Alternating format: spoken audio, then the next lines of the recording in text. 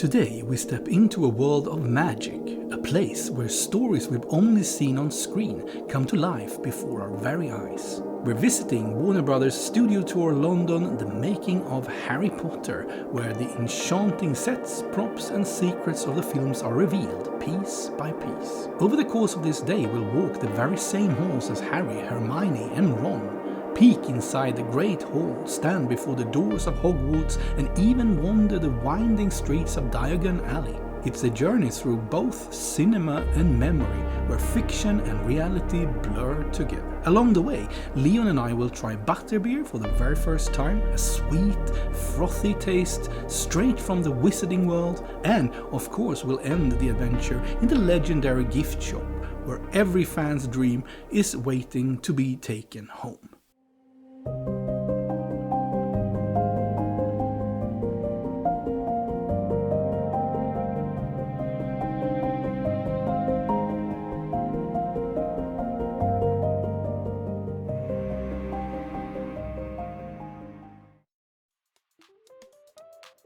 The journey begins long before you ever step foot inside of the Hogwarts. As we arrive at the Warner Brothers Studio Tour, the excitement is already in the air, outside, towering banners of beloved characters, Harry, Hermione and Ron.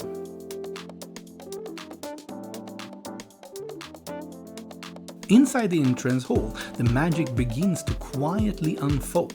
It's bright and vast, filled with the soft echoes of voices and laughter.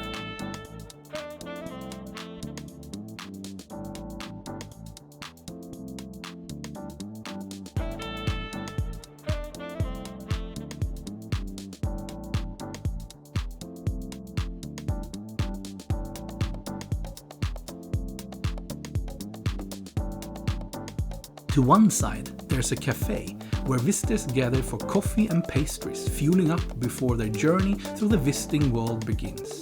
Around the edges of the hall, you'll spot iconic props and photo spots, perfect little teasers of what's to come. Above us, suspended from the ceiling, a mighty Ukrainian iron-bellied dragon looms, the very same creature from Harry Potter and the Deathly Hallows Part 2, frozen mid-flight in its dramatic escape from Gringotts. It's a breathtaking reminder of how grand these films truly were. Everything here feels carefully designed to draw you deeper into the story, step by step. This is the calm before the storm. In just a few moments we'll pass through the doors and into the world of Harry Potter itself.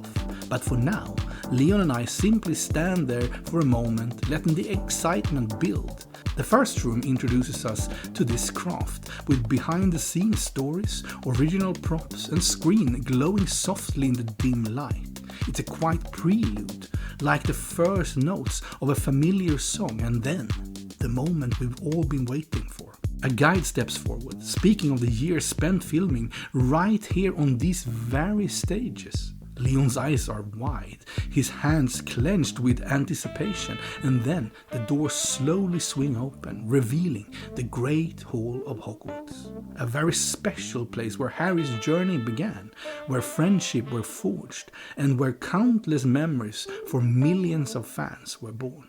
We step inside, and for a moment it's hard to breathe. The long stone table stretches out before us, the towering fireplaces glow with flickering lights, and at the far end the staff table stands beneath the watchful gaze of Dumbledore himself. It feels at once completely real and utterly unreal, like stepping into a dream you never thought you'd touch. As we leave the Great Hall behind, the tour unfolds like the turning pages of a beloved book. From here on, it's a self-guided journey, a chance to explore at your own pace, to linger wherever the magic speaks to you, and there is so much to see. The next rooms are filled with the very heart of the film's original set, built in its painstaking detail. We wander through the cozy warmth of the Gryffindor common room, its armchairs warm and inviting, as if Harry, Hermione and Ron might return at any moment. Just beyond lies Dumbledore's office, lined with ancient books and glittering curiosities. The very same desk where countless secrets were whispered. Around the corner, we step into the dark, cold potion classroom, where rows of dusty bottle lines the shelves of Snape's shadow seems to linger in the air. Every corner feels alive, like the echoes of a story frozen in time. But it's not just the sets that makes this place special. Scattered throughout are the original costumes worn by the cast, carefully displayed so you can see every stitch of detail.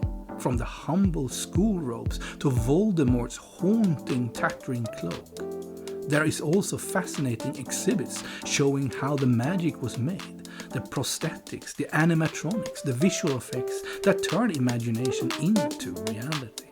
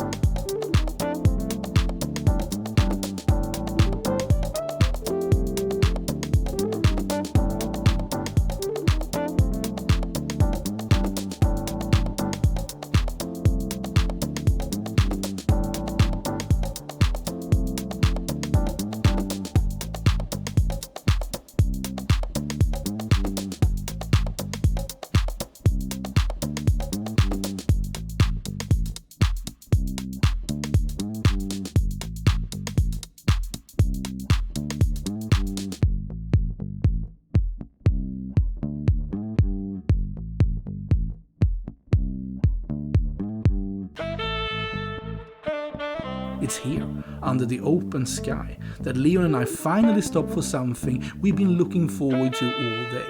Our very first Butterbeer. So Leon, have you tried it before? No. It's the first time for both of us. Butterbeer. Okay, give me the taste.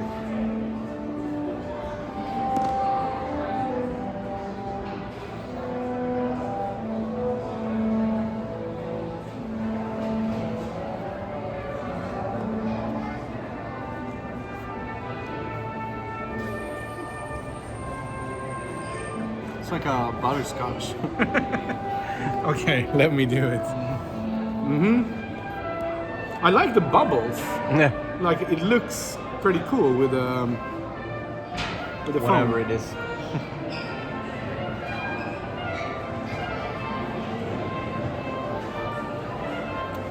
But it is pretty decent. Feels like a butterscotch, right? Yeah. Ah, but it has a kind of cool taste. Yep.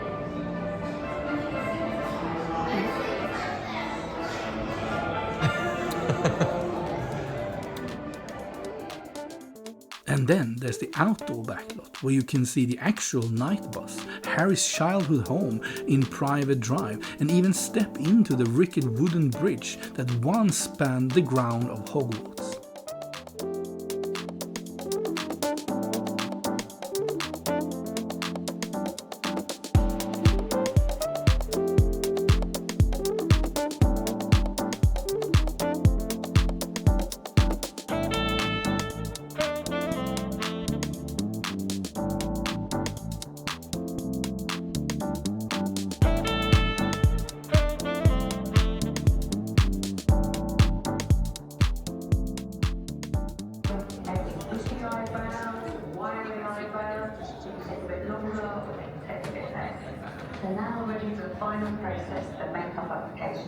My favourite bit, actually.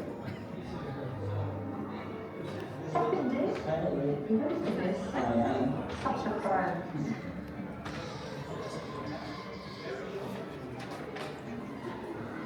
So we put the ball cap on first. Now there's a look, isn't it? Marvellous. We've got the curl on, the back of head, and the ears. You put the neck on next. Then you put the chin on, and then you put the face. And you can see it moves so well. It's just instant, just moves that skin. String that we put under the skin before they were colored, so that you can't tell the difference. They look like veins. Can I film it? Yeah, of course, can you? Look at this. That's unreal.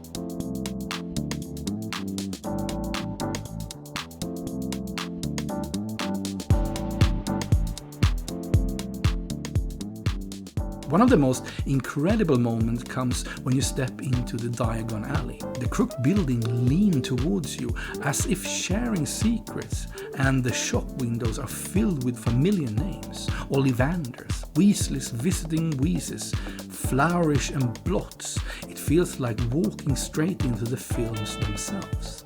A street alive with memories and wonders.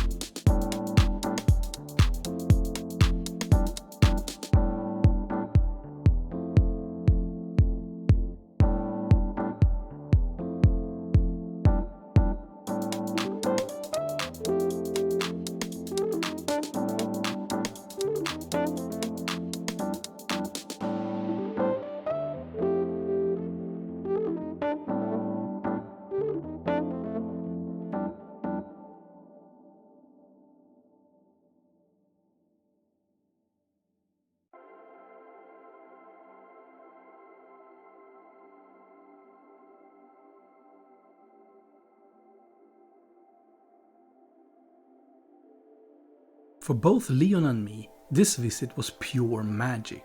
I loved every moment, the craftsmanship, the artistry, the sheer scale of what was built to bring these stories to life. But for Leon, this was something deeper. He grew up with Harry Potter, these characters and places woven into the fabric of his childhood. As I watched him walk through the halls of Hogwarts and down the winding streets of Diagon Alley, I realized just how much this world means to him. And while I never grew up with Harry Potter in the same way, I understood completely. Because for me, that feeling lives in the pages of Tolkien. If there was a place like this for the Lord of the Rings or the Hobbit, I know I would feel exactly the same way Leon did today. Like stepping into a dream you never want to wake up from.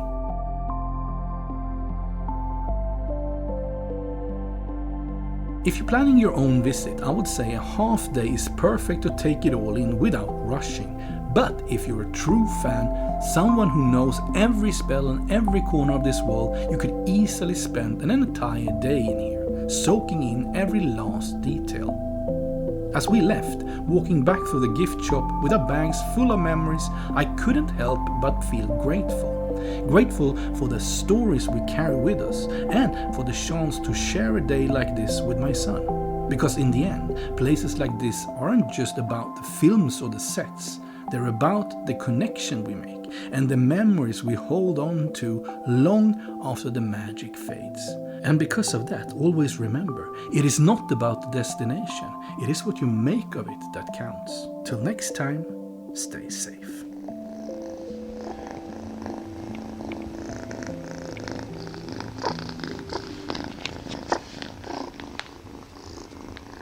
Yeah.